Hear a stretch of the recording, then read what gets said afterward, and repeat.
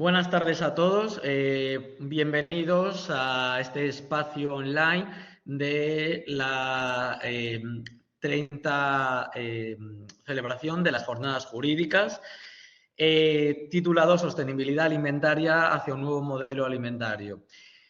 Se han presentado bastantes comunicaciones que se hacen en aulas paralelas.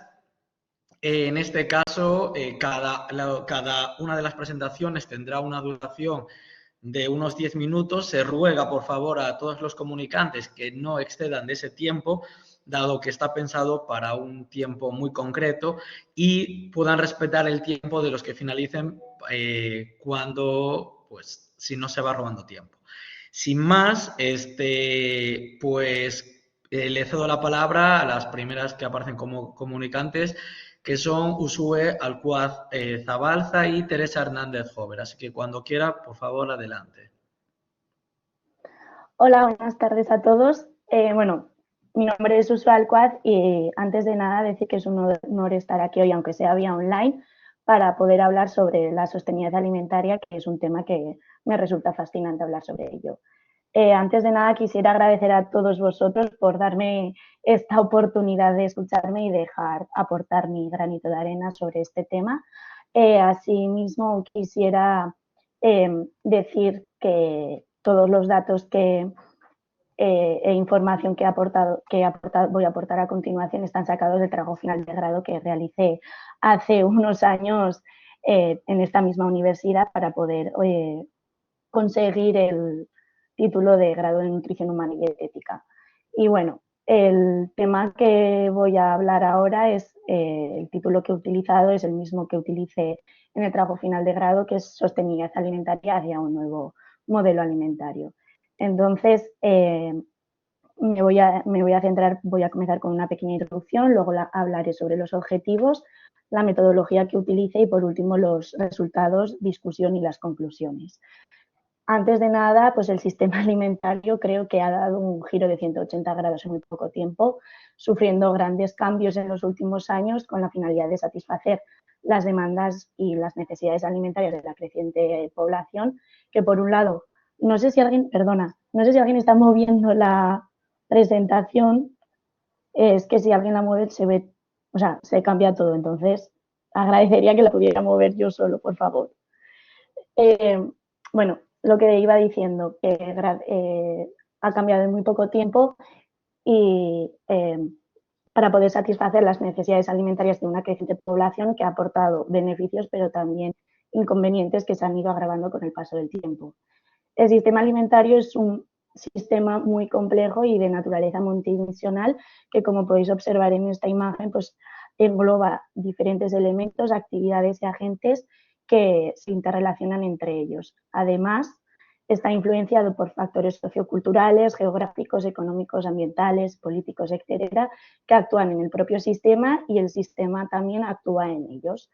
Y bueno, también destacar que el sistema alimentario pues también necesita otros sistemas como el energético o el transporte para poder llevarse a cabo. En cuanto al concepto de sostenibilidad alimentaria, destacar que, como podéis observar, gestiona los recursos y las necesidades de este presente, al día de hoy, sin arriesgar las necesidades de las generaciones futuras.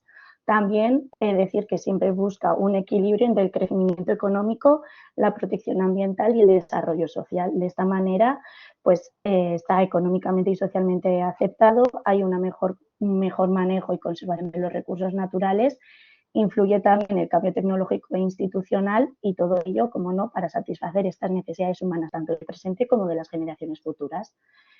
Entonces, en este momento nosotros podemos llegar a aportar nuestro granito de arena para hacer una transformación del sistema alimentario actual a un sistema alimentario sostenible mediante las dietas sostenibles, ya que son dietas con bajo impacto ambiental que contribuyen a una seguridad alimentaria y nutricional, siendo culturalmente aceptadas y asequibles, inocuas, seguras, saludables, optimizando también los recursos naturales y humanos.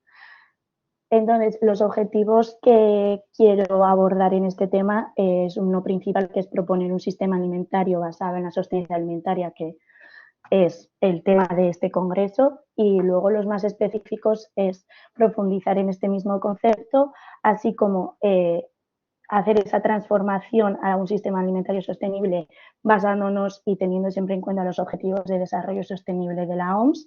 Y por último, también conocer la información que tiene la población sobre la sostenibilidad alimentaria para saber en qué punto estamos y cómo podemos llegar a hacer esa transformación. En cuanto a la metodología que utilicé, realicé por un lado una revisión bibliográfica de diferentes fuentes de organizaciones como la Organización Mundial de la Salud, la FAO y otras webs profesionales, y por otro lado realicé una encuesta que luego hablaré más detenidamente. En cuanto a la propuesta de diferentes acciones, se recogió mediante una revisión de información relacionada con el sistema alimentario actual para comprender su funcionamiento y los factores que influyen en él. Y también se recogieron las consecuencias de este sistema alimentario actual y se registraron las tendencias, ya que actúan de manera directa en este sistema. Y luego, por último, también pues, los 17 Objetivos de Desarrollo Sostenible para tenerlos en cuenta para no para estar siempre en el camino.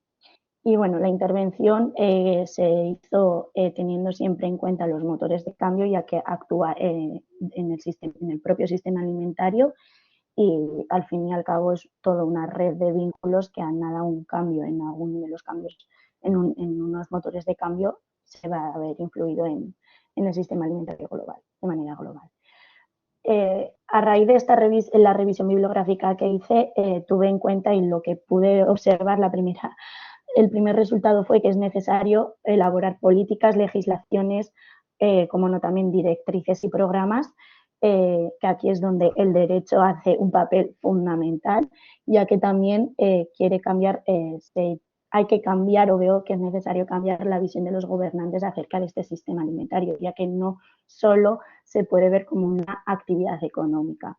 Para ello también es necesario impulsar programas de investigación y formar equipos multidisciplinares, o mejor dicho, interdisciplinares, ya que de esta manera se abarca todas las transformaciones desde diferentes perspectivas.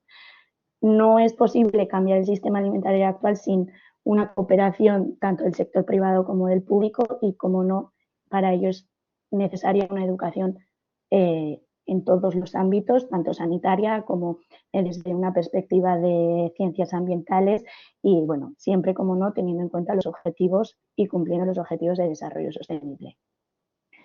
En cuanto a la encuesta que hice, bueno, tuve 303 respuestas de esa misma encuesta, 27 respuestas fueron incompletadas, por lo tanto no se tuvieron en cuenta a la hora de analizar los datos, y como he dicho, las 277 respuestas sí que fueron válidas, ya que completaron toda la discusión, toda la encuesta. Entonces, los datos sociodemográficos, para conocer un poco el perfil de participantes que obtuvimos tanto Teresa como yo, fueron mayoritariamente mujeres, abarcaron todos los rangos de edad, desde menores de 18 hasta mayores de 65, siendo el rango de edad más destacado entre los 46 y los 55 años, y los menores de 18 años fueron los que menos participaron. Además, destacar que todo el mundo tenía unos estudios mínimos, siendo el grado universitario el porcentaje más elevado. En cuanto a la alimentación, como podéis observar en el gráfico de la izquierda, un 94,90% tienen una dieta o siguen una dieta omnívora. También destacar que se empieza a notar esas dietas o ese estilo de vegetariano y vegano, siendo el tipo de alimentación vegana y vegetariana, que hay muchísimos tipos, pero las más destacadas eran la crudivegana, pesco-vegetariana y lacto-ovo-vegetariana. Entonces, hubo otra sección que hablaba ya de la sostenibilidad alimentaria. Una de las preguntas era si alguna vez los encuestados habían escuchado hablar sobre el concepto, y algo más de la mitad de los participantes sí que escuchó o en algún momento ese concepto, mientras un 23,80% dicen no haber escuchado hablar. No obstante, cuando se pregunta si saben lo que significa, vemos que un 5,8% menos de los participantes no ha respondido que sí sabe lo que significa de respecto a ese 64,30% de la pregunta que sí que ha escuchado hablar sobre ese concepto. En cuanto a los gráficos, el gráfico de abajo, que es la relación en la manera de producir los alimentos y si afecta a nuestra salud, mayoritariamente un 94,30% sí que creen que hay una relación. De manera similar también ocurre con la relación entre la alimentación y el cambio climático, que un 84,40%, 82,40%, perdón, cree que la alimentación alguna vez influye en el cambio climático. No obstante, siempre hay un porcentaje que no sabe, que es un 16,6%, que no, se encuentra en un punto intermedio que no sabe hasta qué punto influye. Ay. Vale. En cuanto a esta, otra de las preguntas que quería destacar era cuál de los 3 aspectos o características de la dieta del desarrollo sostenible son más importantes, y sí que es verdad que la mayoría sí que sabía identificar los 3 aspectos que he mencionado con anterioridad, que son aspectos básicos y pilares fundamentales de la sostenibilidad alimentaria. En cuanto a este gráfico que tenemos abajo, que hace referencia a dónde suele comprar los alimentos, un 36,46% sí que realiza la compra en más de 3 lugares. No obstante, y el motivo principal es para ahorrar ese tiempo, pero luego podemos observar que muchos de los participantes hace compras en más de un lugar. En cuanto a la procedencia de los productos alimentarios, que al fin y al cabo es algo básico que defiende la sostenibilidad alimentaria, que es el utilizar productos local y de procedencia local y que sean asequibles a cada estación del año, 46,20% sí que miraba o aseguraba mirar esa procedencia, mientras que un 53,8% no miraba o en alguna ocasión miró esa procedencia.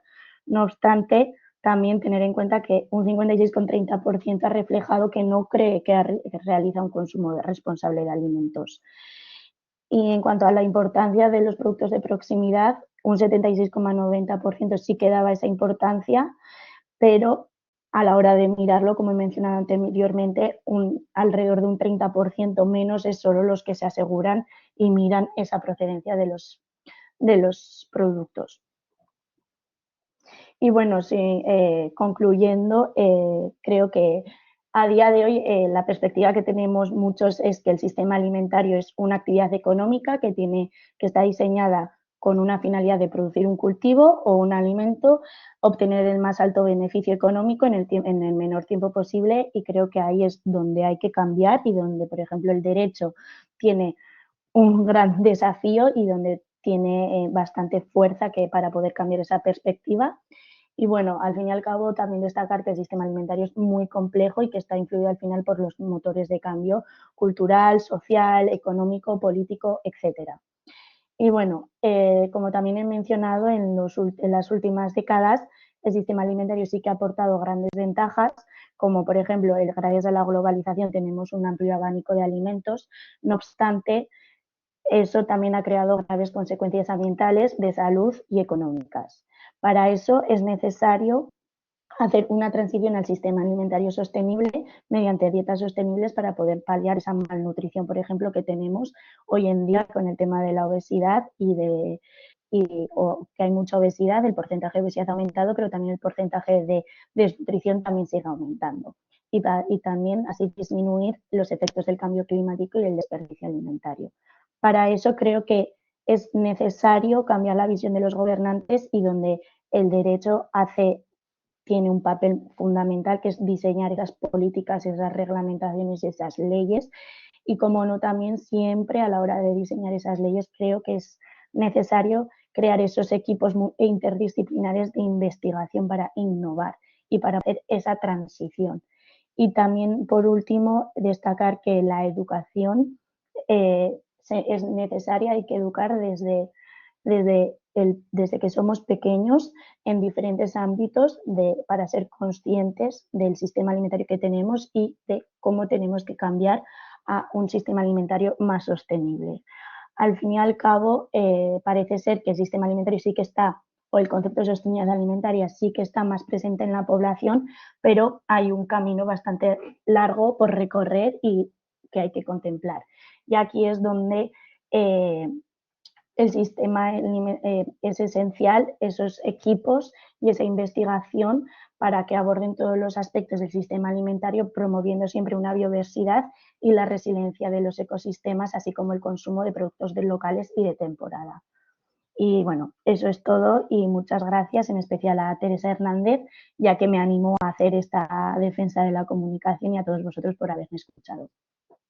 Eso es todo. Muchísimas gracias, Sue, por el tiempo, que solo ha pasado como 1 minuto y algo, así que se agradece. Vamos a dar paso a la presentación de Francesca. Ahí está cargando. Bueno, como se ve, se han alterado un poco, como suele pasar al pasarlo a PDF. Esperemos que no haya más así que se hayan alterado. Sin más dilación, adelante Francesca Coli quando desee.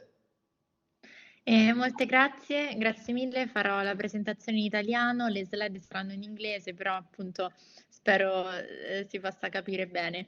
Sono molto contenta innanzitutto di avere l'opportunità di presentare parte della mia ricerca di dottorato. Il titolo della presentazione è One Health in the Legal and Policy Landscape of the EU Agri-Food Sector. Pero una disculpa, si lo tiene en inglés y quiere hacerlo en inglés, adelante también, ¿eh? Okay, it's No. okay. I'm a PhD student in agri-food environmental law at Sant'Anna School of Advanced Studies in Pisa, in Italy, and I'm part of the Agri-Food and Environmental Law Research Group, the AGILAW Research Group. And as I said, this presentation is based on my PhD thesis that I'm currently finishing to write. But I think that one slide is missing. Okay, no, it's okay. So I would like to start by defining what is One Health, and of course we don't have time to illustrate the history of One Health and its development. But what I would like to point it out is that it is not a new concept, but of course we started to get familiar with it, especially after the COVID pandemic. But it is not a new concept, and it was born basically in the scientific domain between scientists and medical and veterinary scientists. But what about its definition? Of course, there are different definitions of One Health provided by international organizations, scholars, but today I included in my presentation the first legal definition provided by the European Union. So it is included in the regulation of 2021, the EU for Health regulation, and it defines One Health as a multi-sectoral approach which recognizes that human health is connected to animal health and to the environment, and that actions to tackle threats to health must take into account those 3 dimensions. So it is like an holistic approach to health, and it aims to improve coordination, capacity building, and communication between different sectors in order to I'm sorry, but I think that there's like, okay, no, in order to fight against health threats. So why I decided to develop my last 3 years in researching One Health, it is because I don't know, but I think that the slides are moving along. Okay, this is the one. So in 2020, when I started to think about my PhD, I realized that One Health was becoming part of the language of policy and law, and at that time it was quite a novelty because, as I said, One Health has been always used in the field of medicine and not in the legal policy field. And then I also realized that there was a tendency to extend the scope of One Health, and it means that it was not just used or connected to issues like prevention of pandemics, infection diseases, antimicrobial resistance, but there are some scholars that started to say at that time, okay, we should enlarge its scope. Of course, there was also the problem of the implementation, that I realized that everyone was mentioning One Health, but there were no few reflection about its implementation or its or procedure or mechanism of implementation. And last but not least, my idea it was also to address this topic from a legal perspective, because few lawyers or social scientists were dealing with that. So based on these reasons, I designed this research question. The first one is, what role could One Health play in the EU transition towards sustainable food systems? And of course, it is based on the idea that I want also to contribute to the enlargement of its scope. And second one, what about its implementation? How can we implement it in the EU legal domain?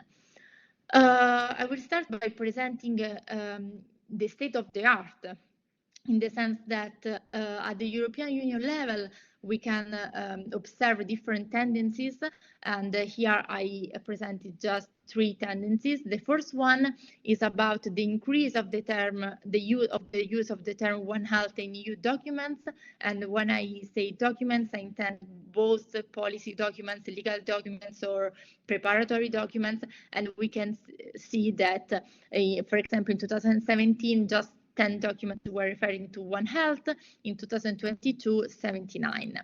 The second trend is that it is more and more embedded within regulations, and it is still mainly a policy tool in the sense that it is mainly cited within policy documents, but this trend is changing because now more and more legal documents, regulation directives are referring to it.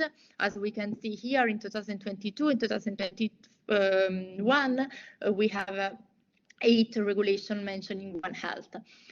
The third tendency, that is the one that I will address more in this presentation, is that agri-food law and policy mainly mentioning One Health in relation to antimicrobial resistance. So the state of the art is that there is, today, there is no role for One Health in the transition to sustainable food systems, because it is seen as a tool in order to fight antimicrobial resistance, and that's it. But in my thesis, what I claim and what I'm trying to do is to describe the role that One Health could have in this transition that goes beyond antimicrobial resistance. For example, One Health could be useful in order to ensure access to safe and nutritious food, because, for example, for sure, animal diseases and plant pests reduce productivity and can affect food safety and quality, but it also could play a role in changing consumer preferences, because One Health raises awareness of the links between animal health, human health, and the environment. It also encourages sustainable agricultural production, because it reduces, of course, the environmental impact of agricultural production, and the following one is a key role, because it, of course, helps in building resilience of ecosystem and food systems, because it prevents crises and builds, again, resilience to health and environmental shocks. But it has also a social perspective, because it could help in tackle poverty and inequality within food systems, and of course increasing animal welfare. So this is some highlights of the framework that I'm trying to build on the role that One Health could have in this transition. But what about the implementation? Because as I said in my thesis, I also try to find ways of implementing it. And what I discovered is that there are several, of course, ways that we can choose to implement One Health, because One Health could be seen as a policy goal, or as a legal principles, as a procedure, as a mechanism to enhance coordination. But what I decided to investigate in my thesis is the role that One Health could play in the law-making cycle. Why that? Because I think that we should valorize the way in which our laws and policies are made, in the sense that we should enhance the quality of our legislation, but in general of our legal framework, and make it more coherent and more consistent. So I decided to focus on the better regulation strategy that, of course, contains principles and tools that the European Commission has to follow when it drafts a new legislative proposal or when has to review existing legislation. And within the better regulation strategy, we have different tools that, again, the European Commission has to use in the policymaking cycle. And one of these tools is the impact assessment, that is an ex-ante evaluation of the potential effect that legislation could have, I don't know, in the market or in the environment, or it depends on the topic of the legislation for sure. And my idea is that maybe we can include within the impact assessment of future legislation or food legislation, food policy, a One Health tool, because we already have a health tool, just human health. But if we enlarge the health tool and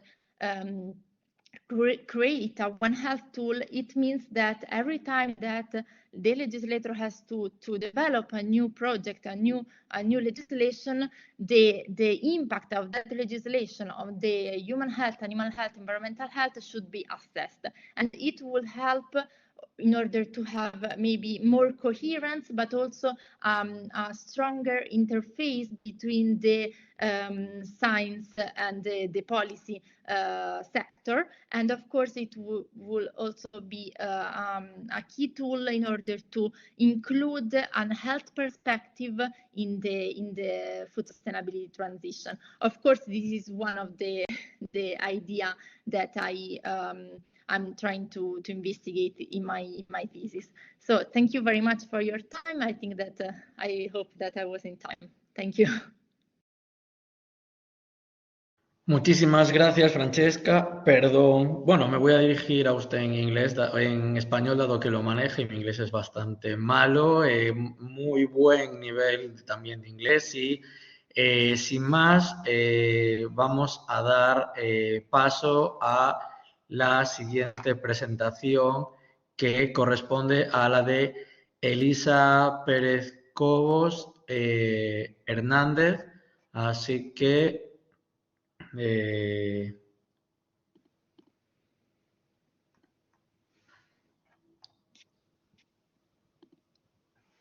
adelante, Elisa, cuando desee.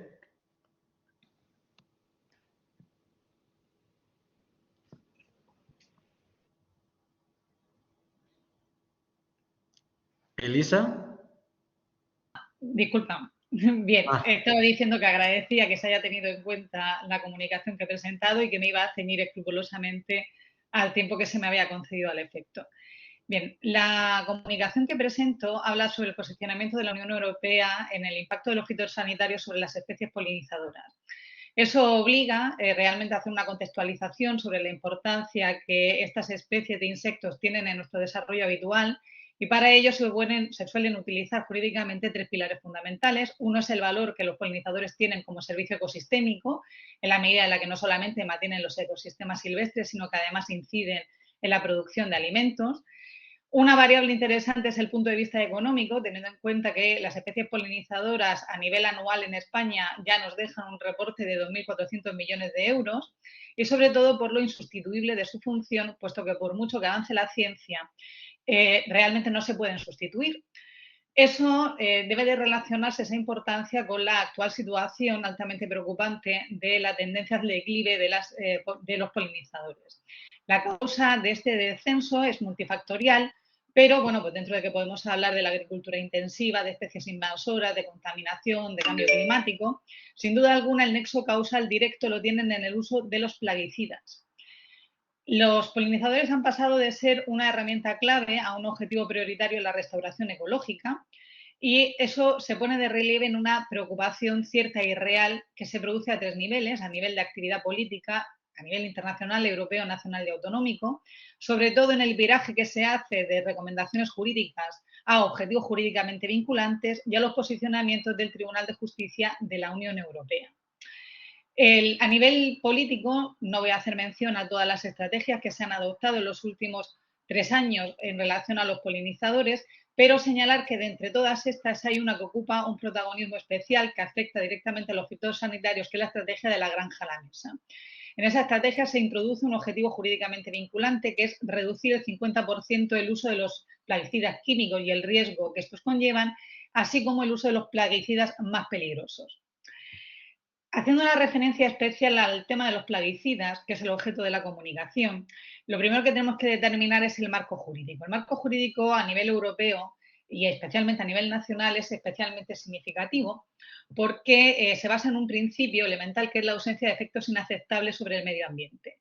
El marco viene dado por una directiva de 2009 y el reglamento de comercialización de los productos fitosanitarios del mismo año, pero se tiene previsión de modificarlo y aquí es donde se introduce una novedad.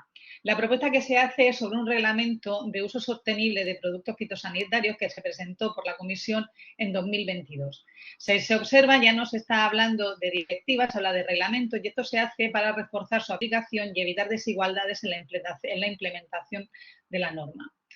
Esta propuesta de reglamento está llamada a cumplir con los objetivos de esa estrategia de la granja a la mesa porque se caracteriza por incorporar objetivos de reducción de pesticidas a nivel de la Unión Europea para 2030, es decir, ese mismo objetivo que señalábamos antes de reducir el uso de los productos fitosanitarios un 50% de los más peligrosos y el riesgo de los fitosanitarios químicos, pero también introduce objetivos de reducción nacional que obligan a los países miembros a garantizar el cumplimiento de los objetivos europeos.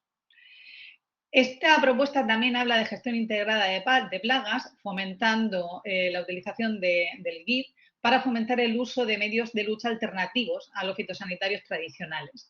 Además, prohíbe el uso de estos fitosanitarios en las que se denominan zonas sensibles y a 3 metros de las mismas.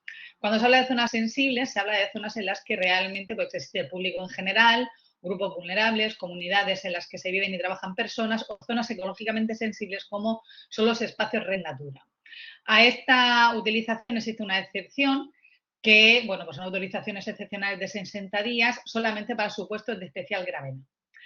A la propuesta de reglamentos fitosanitarios, el Consejo de la Unión Europea ha puesto ciertas reticencias teniendo en cuenta la repercusión que puede tener en la seguridad alimentaria de la Unión.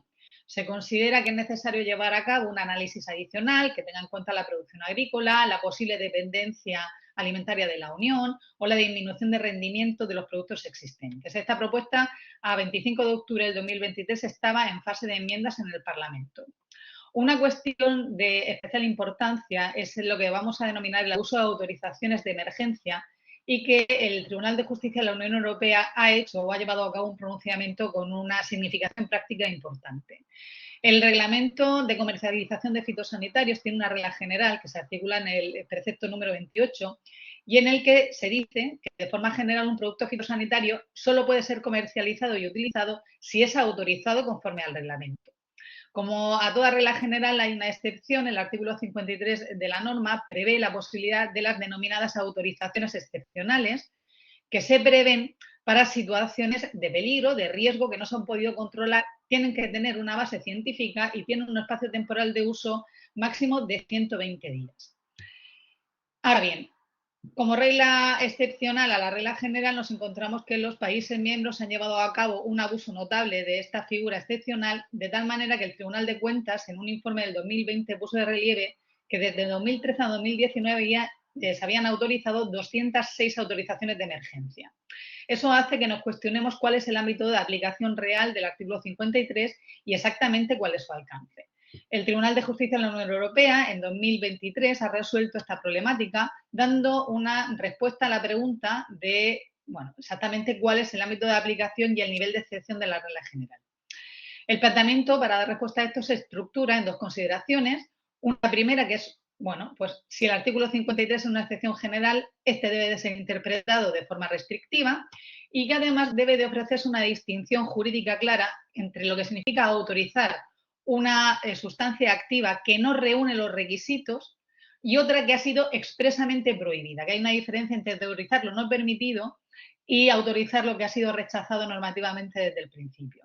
Esto supondría una conculcación, esto último, una conculcación del principio de cautela, porque las medidas de prohibición del reglamento fitosanitario se basan en la prioridad de la salud y el medio ambiente sobre la producción vegetal. Si nosotros permitimos las autorizaciones de sustancias que han sido expresamente prohibidas, estamos invirtiendo eso, priorizando la producción sobre la protección de la salud. De tal manera que en una sentencia el Tribunal de Justicia de la Unión Europea ha decidido no permitir a un Estado miembro recurrir a estas autorizaciones excepcionales respecto de sustancias que han sido expresamente prohibidas. Esto tiene una serie de consecuencias prácticas que se han puesto de manifiesto ya. Por ejemplo, Francia ya ha retirado este tipo de autorizaciones y España tiene una autorización a 1 de febrero del 2023 para la trata de semillas de remolachas con una sustancia que está expresamente prohibida por la afectación de los polinizadores, porque realmente esta sentencia, el objetivo que trataba de resolver era el uso de los neonicotinoides, que son sustancias expresamente prohibidas porque atentan contra la estabilización de las especies polinizadoras. España a día de hoy ha iniciado un procedimiento de revisión de las autorizaciones de emergencia. Y con esto finaliza mi intervención.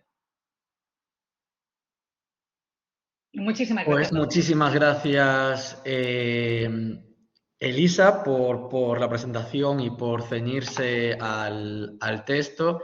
Ahora es el turno de Carmen, que es de la casa, aunque ahora mismo se encuentra fuera, y voy a darle presentación a la misma, que si no me equivoco es esta, sí. Ahora. Adelante, Carmen, cuando desee. Hola, buenos días. Bon dia a tothom.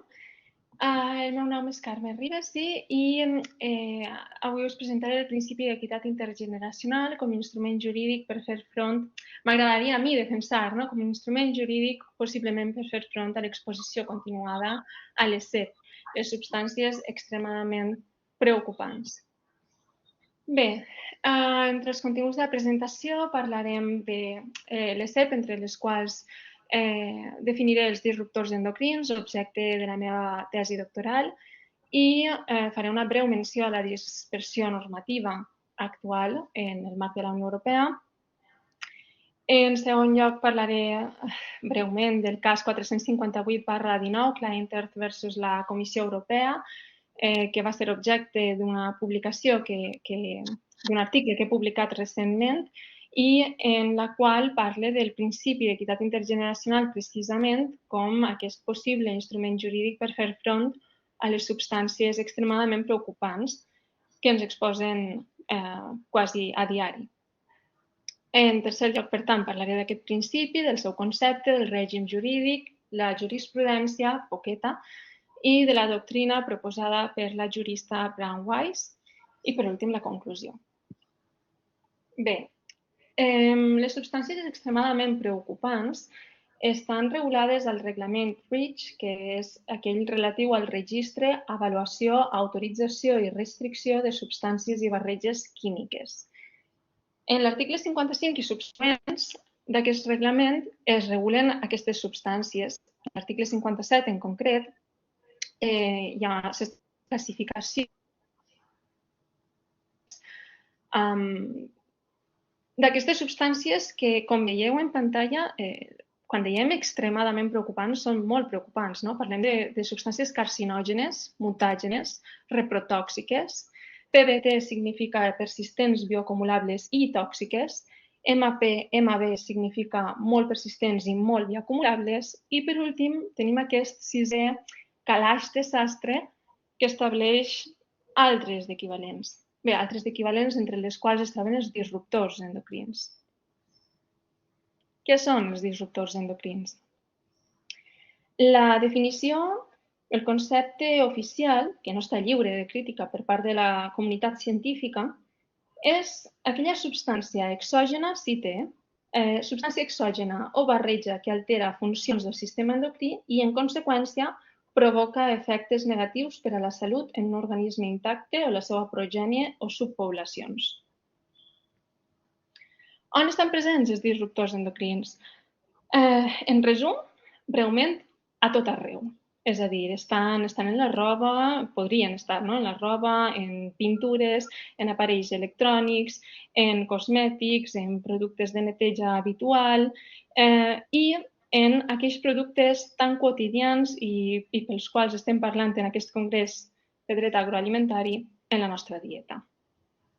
Com veieu en el dibuix en pantalla, poden estar, per exemple, en materials en contacte amb els aliments, poden trobar-se dins d'aliments com els peixos, per exemple, tan habituals en la nostra dieta mediterrània i que poden contenir metalls pesants que tenen aquestes propietats de disrupció endocrina.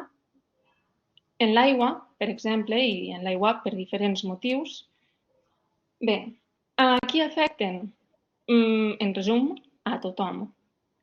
S'ha dit que el grup més vulnerable, majorment vulnerable, és aquell format per els fetus, els nadons i els infants fins als 3 anys, però el cert és que també afecten a tothom, petits, grans, homes i dones. Quines són les vies d'exposició? Bé, per suposat l'oral, però també la inhalació, la dermis i, clar està, en el cas dels fetus, hi ha altres vies d'actuar. La dispersió normativa a la qual us feia referència al principi, com veieu, aquesta imatge l'he presa de la pròpia web de la Comissió Europea i la dispersió normativa, l'intrincament normatiu és enorme. Veieu que està, per exemple, regulat per a productes del sector agroalimentari com els biocides, els pesticides, però també els materials en contacte amb aliments, però també és important, per exemple, el reglament REACH, perquè regula aquestes substàncies que poden estar presents a l'hora, etc. El reglament REACH, precisament en l'annex 14, recull la llista de substàncies subjectes a autorització, és a dir, aquelles substàncies que ja han passat tot un procediment administratiu pel qual, tot i ser reconegudes com a substàncies que tenen aquestes propietats de disrupció endocrina, s'ha estimat convenient per un temps limitat autoritzar el seu ús, producció i comercialització. En concret, actualment només hi ha 7 substàncies en aquest annex 14 per motiu de propietats de disrupció endocrina, és a dir, poden haver d'altres. La primera, com veieu, és el DHP, que pot tenir efectes perjudicials tant pels humans com pel medi ambient. Aquesta substància, precisament, és a la qual feia referència en aquest article que, com us deia, vaig publicar fa uns pocs mesos i que, per cert, està en obert, podeu accedir a l'article per més informació. En aquest article jo parlava del principi d'equitat intergeneracional com una possible eina per fer front a l'exposició continuada d'aquestes substàncies. Quin és el principi d'equitat intergeneracional o com es defineix aquest principi? Bé, el concepte d'equitat intergeneracional afirma que els humans mantenen el planeta Terra en comú amb altres espècies, amb altres persones i amb les generacions passades, presents i futures. Això engloba, en conseqüència, un concepte d'equitat entre generacions amb el dret d'ús i l'obligació de preservar el medi ambient i els seus recursos naturals. El règim jurídic. A nivell internacional, aquest principi va aparèixer a la Declaració de Rio de 1992, el principi tercer. Val a dir que la Unió Europea s'ha autodeclarat com a partidària de la Declaració de Rio. També apareix al Conveni Marc de les Nacions Unides sobre el canvi climàtic, article 3.1, vinculant per a la Unió Europea com a estat part. També vinculant per a la Unió Europea com a estat part a la Convenció d'Aarhus, preàmbul i article 1. A nivell supranacional, parlem del Tractat de Lisboa. A l'article 3.3 del Tractat de la Unió Europea, la Unió estableix que s'haurà de promoure la solidaritat entre generacions. També fa referència a aquesta solidaritat entre generacions la Carta de Drets Fonamentals de la Unió Europea, que recordem forma part del Tractat de Lisboa, al preàmbul, paràgraf 6è, que està clar que no és vinculant, si bé tampoc es pot obviar, perquè ens mostra quina és la voluntat del legislador i guia en l'aplicació de les normes dels subsegüents articles que segueixen aquest preàmbul, entre els quals es troben l'article 35 i el 37, és a dir, el 35 fa referència a un alt nivell de protecció de la salut humana i el 37 a un alt nivell de protecció del medi ambient. I, en tercer lloc, el 8è programa d'acció ambiental fins al 2030, com sabeu, van succeint-se cada 10 anys. Aquests programes estableixen objectius a molt curt termini, amb una eficàcia global molt limitada, s'ha criticat per part de la doctrina, mentre que els danys ambientals són continus. Seria d'aplicació aquest principi? Clar, això que podria sonar tan abstracte, realment sí pot ser d'aplicació.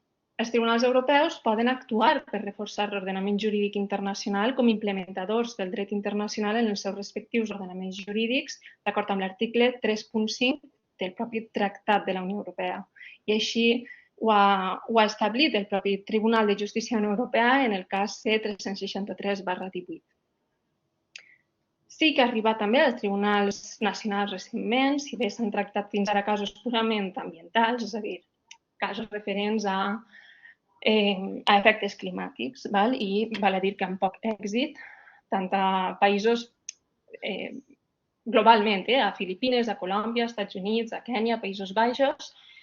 M'agradaria tenir més temps, però no el tenim, per parlar d'un cas que s'ha succeït a Alemanya i que aquí sí ha arribat al seu Bundesverfassungsgericht, és a dir, com si diguérem, és el seu Tribunal Suprem, i és un cas sobre el qual s'ha parlat molt i s'ha dit que marcarà un abans i un després en la judicialització de casos que poden tenir un impacte mediambiental.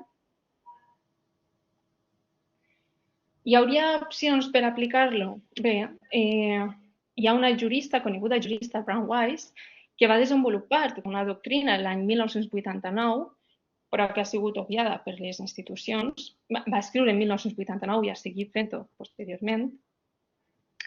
Tot i que ha sigut obviada aquesta doctrina, a mi em sembla que podria d'alguna forma marcar-nos un camí, uns primers passos. Està clar, com ella diu, s'hauria de desenvolupar un marc normatiu que permet aplicar el principi d'equitat intergeneracional. S'hauria de definir obligacions de les generacions presents cap a les generacions futures. Unes obligacions de conservar el planeta, els seus recursos i, en fi, d'alguna forma de passar el nostre planeta a la generació següent en el mateix estat o millor del que l'hem rebut, però mai pitjor. Ella parla de 3 eixos que serien les opcions, parlant de diversitat, tant dels recursos, de la cultura, etc., de la qualitat, és a dir, que no empitjore, i de l'accés a aquests recursos, és a dir, a l'ús i els beneficis dels recursos del planeta. Parlar d'establir mesures de risk management per previndre i per mitigar els possibles danys i parlar, per suposat, que les normes siguin executables. Caldria un canvi de perspectiva del dret internacional, que fins ara sempre ha tingut una òptica bastant cap al passat, de previndre situacions, de marcar un punt i final a situacions, de restablir o de reparar. I ara caldria també que tingués una òptica cap al futur, d'una responsabilitat cap al futur. Ella defèn que s'hauria de començar per una declaració de drets planetaris que establirà unes bases legals o inclús polítiques i amb una força vinculant a tots els nivells, és a dir, des de l'internacional fins als locals, amb una estratègia global que reculli la monitorització de la situació, que establisca normes per a la col·laboració i l'intercanvi de dades i amb una flexibilitat cap als canvis de coneixements científics sobtats, és a dir, una flexibilitat suficient per donar o per tenir una capacitat de resposta en situacions d'incertesa. En definitiva, que cal un marc normatiu que permeta l'aplicació del principi d'equitat internacional. I jo afegiria que aquestes normes haurien de ser tant de dret substantiu com de dret adjectiu. Si no, el que passa és que, clar, quan intentem aplicar aquest principi a nivell pràctic, quan els tribunals vulguen, si volen, ho tindran molt difícil, si no hi ha unes normes que els ho permeten. Carme, una disculpa. Ya tiene que ir acabando porque... Desde la conclusión, sí. Ah, ok. La conclu... Como Per veia tant, 33, como veia 33 diapositives... no, era el backup. En conclusió, Ah. calen millores en la protecció dels béns jurídics, tals com la salut i el medi ambient. Al dret li manca elasticitat. Aquest cas que comentava en el meu article fa palès que manquen eines per adaptar-se als canvis socials i científics amb rapidesa suficient. El principi d'equitat intergeneracional crec jo que podria ser una possible eina per protegir les generacions futures, però també les presents de substàncies que les exposen a llarg termini, com ara els disruptors endocrins. I perquè això sigui possible, caldria desenvolupar un marc normatiu amb normes tant de dret substantiu com adjectiu. I bé, això és tot. Simplement aquestes són les referències i hi ha més referències a l'article i em podeu preguntar sempre que vulgueu. Aquí us deixo també el meu correu electrònic i, en fi, moltes gràcies per la vostra atenció. Ha sigut un plaer. Muchas gracias, Carmen. Ahora creo que para finalizar, porque no sé si se ha presentado la última, la que aparece como la última, Lucía Teresa, ¿se encuentra?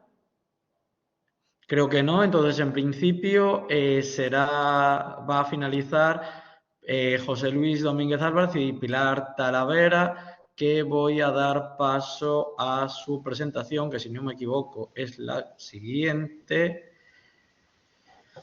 Justo, entonces pues cuando quieran pueden comenzar con la misma. Vale, pues muy buenos días.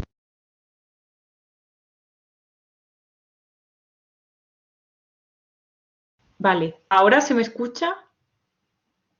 Bueno. ¿Buenas? Ah, perdón, sí, había apagado el micrófono, sí. Vale, perdón.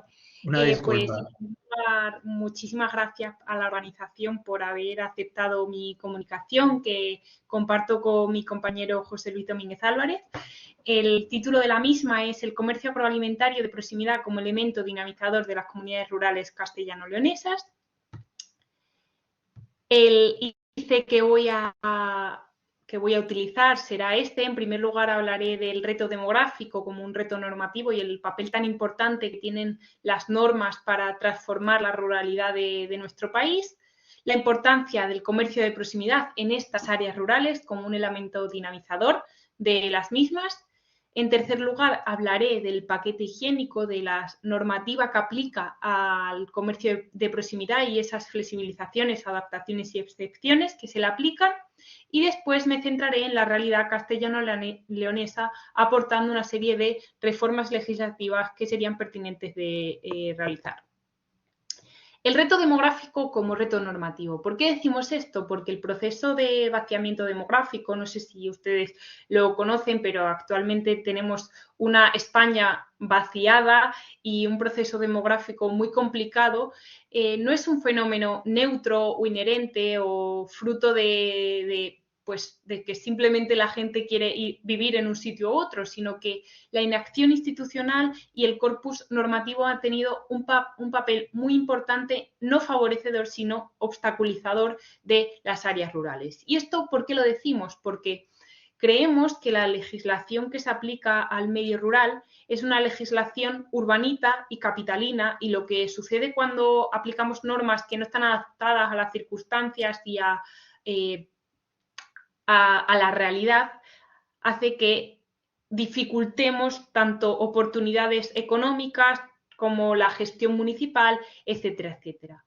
Bien decía el profesor Fernando Pablo, nuestro maestro, que el problema del reto demográfico y también el problema agroalimentario y la forma en la que deberíamos transicionar a sistemas agroalimentarios sostenibles es un problema, en primer lugar, jurídico, pues es cómo pertenece la regulación de las relaciones no solo entre personas, sino también entre poderes públicos y ciudadanos, entre personas y medio.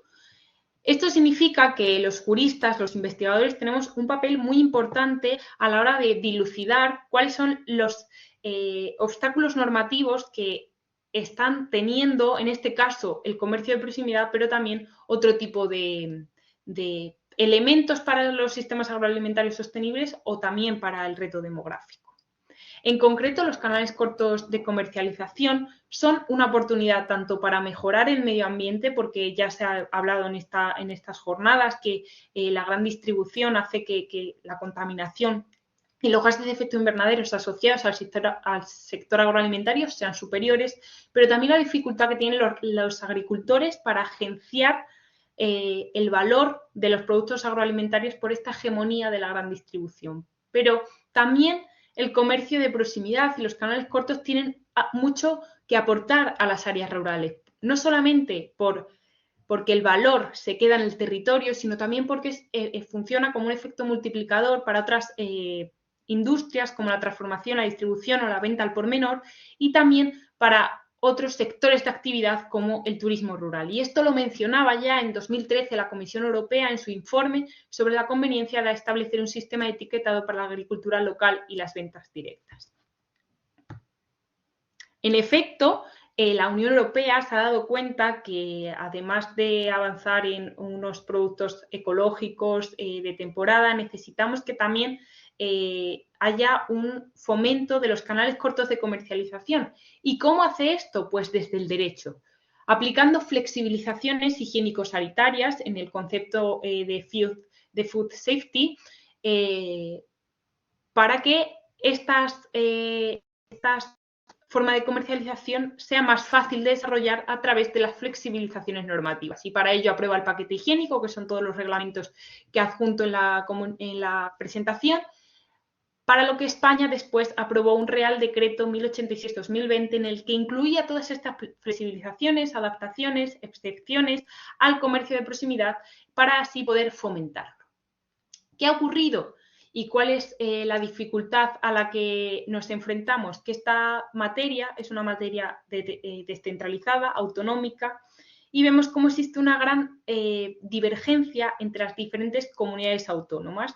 Hay algunas comunidades autónomas que apuestan por este tipo de comercio, por todos los beneficios de los que yo os he hablado, pero hay otras que, a diferencia de fomentarla, lo que hacen es restringirla y abocándola a un tipo de comercio muy marginal y muy restrictivo. Es lo que ocurre con la Orden Sanitaria de Castilla y León, que como veis es de 2014, o sea, ni siquiera ha adaptado las flexibilizaciones que se plantearon en la legislación nacional, y vemos cómo es muy, muy restrictiva. ¿En qué aspectos es restrictiva? Pues, por ejemplo, en la tipología de productos que se permiten, ya que solo permite productos primarios agrícolas y forestales de origen vegetal, huevos y miel. Por ejemplo, en otras comunidades autónomas, como sucede con la Comunidad Autónoma de Valencia, admite la venta de productos de caza, de pesca. Entonces, vemos cómo lo restringe a una cosa muy marginal.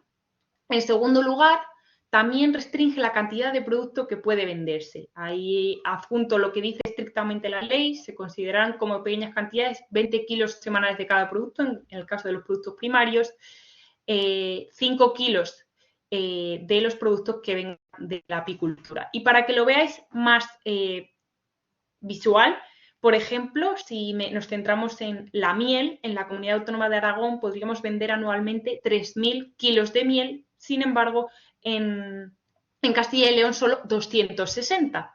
Es decir, que para un mismo producto en el que las preocupaciones de seguridad alimentaria deberían ser más o menos la misma, se multiplica por muchas veces la cantidad concreta que podemos vender.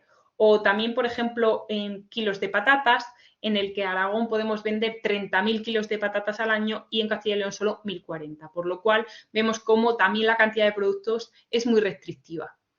También en las modalidades, porque en Castilla y León nos dice el productor primario puede vender al consumidor final y a establecimientos de venta al por menor, pero muy específicos, y que estos establecimientos vendan directamente al consumidor final y de forma muy restrictiva. Sin embargo, nosotros creemos pertinente que debe añadirse también la modalidad de venta electrónica, por cuanto la digitalización y el fenómeno digital trae muchísimas oportunidades de dinamización económica para las áreas rurales. En cuanto a los requisitos administrativos, son muy parecidos en todas las comunidades autónomas, por lo que en este caso creemos que la comunidad autónoma hace una buena regulación de ellos. Simplemente el productor primario debe estar inscrito en el registro de explotaciones agrícolas y ganaderas. Y para finalizar quería pues apuntar esa serie de medidas tangibles que podemos incorporar a la legislación de Castilla y León. Ya lo dije, se puede incluir esa modalidad de venta electrónica por cuanto es una gran oportunidad para dinamizar las áreas rurales. Así, por ejemplo, otra legislación, la de Asturias, la admite en su artículo 37.2, diciendo que la venta directa se podrá realizar en establecimientos de los que sean titulares el productor o la agrupación de productores alimentarios a través de grupos de consumo, ferias, establecimientos minoristas o mediante las tecnologías de la comunicación, por lo que consideramos que si en otras comunidades autónomas se realiza, creemos que también se puede incorporar a la legislación castellano-leonesa.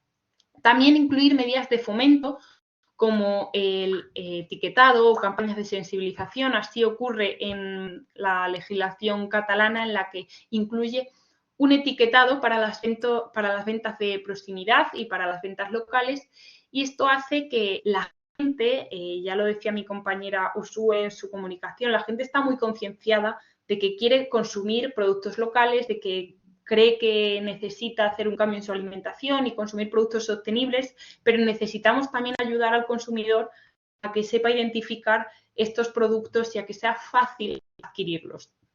En tercer lugar, para asegurar esta seguridad alimentaria y que sea más fácil aplicar las medidas para los agricultores y ganaderos, creemos necesario que las comunidades autónomas tienen que confeccionar guías de buenas prácticas e higiene para facilitar la aplicación de las medidas.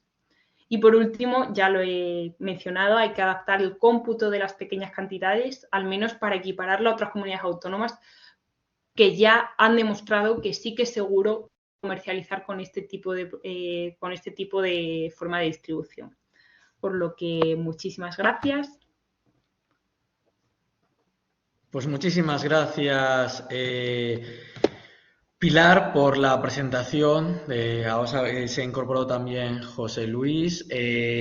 No sé si tenemos al final a Luisa por aquí, a Lucía Teresa Fuentes García, ¿se encuentra presente? Bueno, dado que ya sería la hora, entiendo que no se presentó. ¿Hay alguna pregunta que alguno de los presentes quiera hacer a otro de los miembros? Es el momento. Tenemos, bueno, cierto tiempo. No extenderse en exceso. Ok, no hay ninguna. A la de una, a la de dos, a la de tres. Ok, entonces pues damos por finalizada aquí la sesión. Muchísimas gracias por la asistencia, muchísimas gracias por sus comunicaciones, por ajustarse al tiempo, han sido muy claras, muy enriquecedoras sobre el tema y sin duda alguna han contribuido enormemente a este congreso, a su enriquecimiento y a darle una mayor, no solo difusión, sino también aportación académica. Por mi parte sería todo. Muchísimas gracias de nuevo a los asistentes y a los comunicantes. Se cerraría aquí la sesión.